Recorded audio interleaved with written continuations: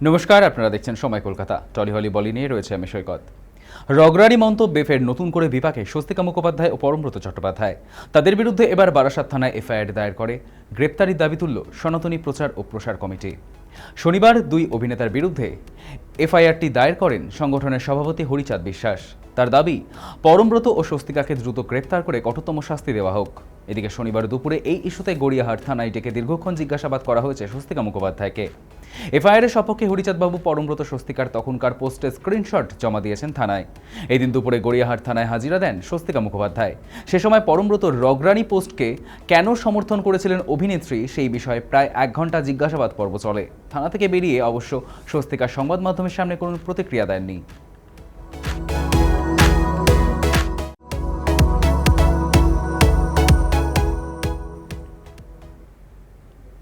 Romantic নায়কের পাশাপাশি বলিউডের দাপুটে অ্যাকশন হিরো হিসেবে জুড়ি মেলা ভার সলমান খানের। এবার বিদেশের মাটিতেও চর্চায় সলমানের ধোঁয়াধার অ্যাকশন। মিশরের 7 ডগসের প্রিমিয়ারের ভেন্যু জুড়ে ছিল সুপারস্টার সলমানের একটি বিশাল পোস্টার। স্ক্রিনিংয়ের সময় সেই মুহূর্ত ভাইরাল হতেই সোশ্যাল মিডিয়ায় চর্চার কেন্দ্রে সলমানের নতুন ছবি।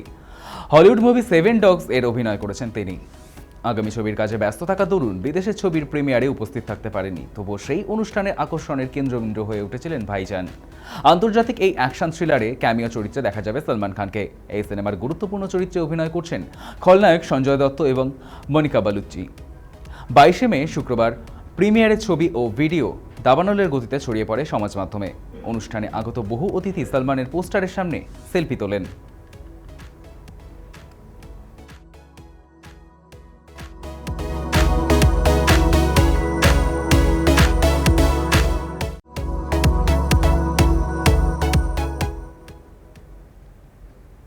সদ্য দ্বিতীয়বার মা হয়েছেন সোনাম কাপুর। বিয়ের পর মুম্বাই ছেড়ে লন্ডনে সংসার পেতেছেন সোনাম।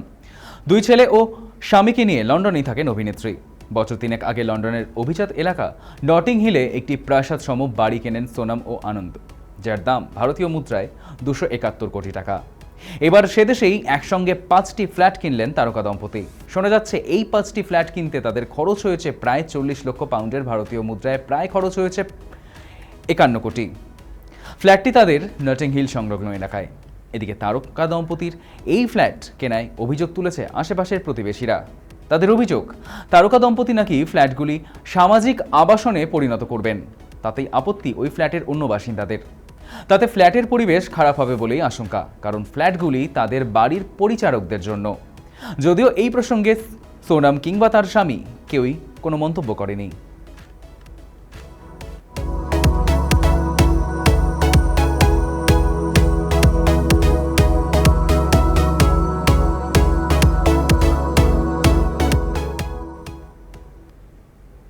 পরিচালক রাজ চক্রবর্তীর সঙ্গে মিমি চক্রবর্তীর প্রেম ভাঙা গড়া বিষয়ে আজ কারোর অজানা নয়।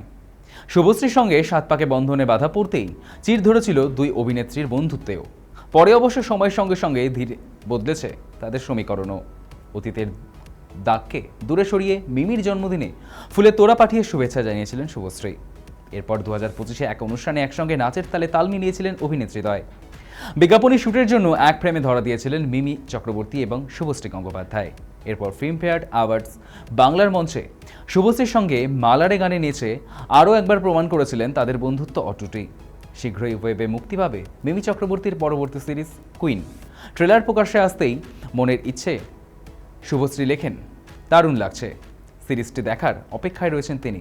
প্রত্যুত্তরে শুভ সম্বোধন করে লাল হৃদয়ের ইমোজিতে ভালোবাসায় ভরিয়ে দিয়েছেন মিমি চক্রবর্তীও।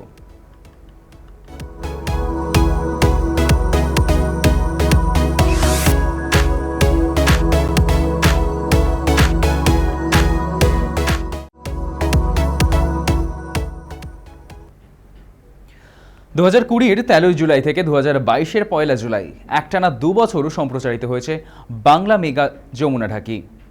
দর্শকের মনোরঞ্জন করেছেন জনপ্রিয় জুটি রুবেল দাস ও শ্বেতা ভট্টাচার্য। এই ধারাবাহিকের সেটেই কাছাকাছি আসেন রুবেল শ্বেতা। রিয়েল রোম্যান্স মিলেমিশে একাকার। বর্তমানে স্বামী স্ত্রী হিসেবে সুখী গৃহকোণের রঙিন মুহূর্ত প্রায় সমাজ মাধ্যমে ভাগ করে নেন তারা। এবার ছোট পর্দায় ফের একসঙ্গে দেখা যাবে শ্বেতা রুবেলকে। কোনো বাংলা সিরিয়াল নয়, রিয়ালিটি শোয়ের হাত ধরে গ্র্যান্ড কামব্যাক রুবেল দাস ও শ্বেতা ভট্টাচার্যের। যমুনা ঢাকির নস্টালজিয়া উস্কে জি বাংলার পর্দায় আসছে রুবেল শ্বেতার নতুন সঞ্চালনার শো। সৌজন্যে পপুলার রিয়েলিটি শো দিদি নাম্বার 1 রচনা বন্দ্যোপাধ্যায়ের পরিবর্তে সঞ্চালনার দায়িত্বে এবার এই জুটি। একটি বিশেষ পর্বের সঞ্চালনায় দেখা যাবে এই জুটিকে। আর সেই বিশেষ পর্বে থাকছেন সস্ত্রীক সঙ্গীতশিল্পী রূপঙ্কর বাগচি। এছাড়াও থাকবেন সারেগামাপা খ্যাত দেবজিৎ সাহা ও তার স্ত্রী বন্দনা সাহা। প্রমোতে দেখা মিলেছে স্বাগতা বসু ও তার স্বামী সঞ্জয় বসুরও। স্ত্রী সায়ন্তনী বন্দ্যোপাধ্যায়ের সঙ্গে এই পর্বে থাকছেন অনিন্দ্য বন্দ্যোপাধ্যায়ও।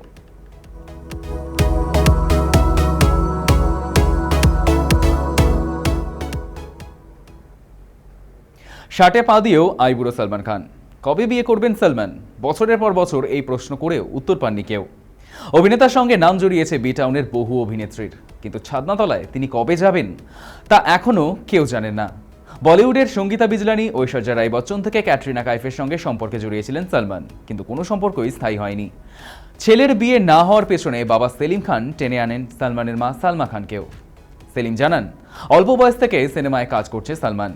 এখনো পর্যন্ত যাদের সঙ্গে কাজ করেছেন সবকটি নায়িকাই অত্যন্ত সুন্দরী এবং শুটিংয়ে ঘন্টার পর ঘন্টা থাকার কারণে নায়িকাদের প্রেমেও পড়েছেন তিনি জানান, তার ছেলের এমন মেয়ে পছন্দ যে বিয়ের পর বাড়িতে থাকবে, তার জন্য জলখাবার তৈরি করবে, সন্তানদের মানুষ করবে, তাদের স্কুলে নিয়ে যাবে, পড়াশোনা করাবে।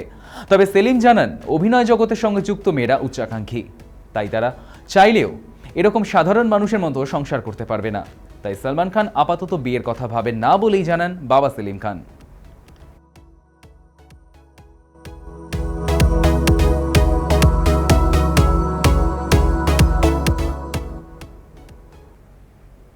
টলি হলি বলি এখনকার মতো এই পর্যন্তই। দেখতে থাকুন সময় কলকাতা। সময় বলবে সময়ের কথা।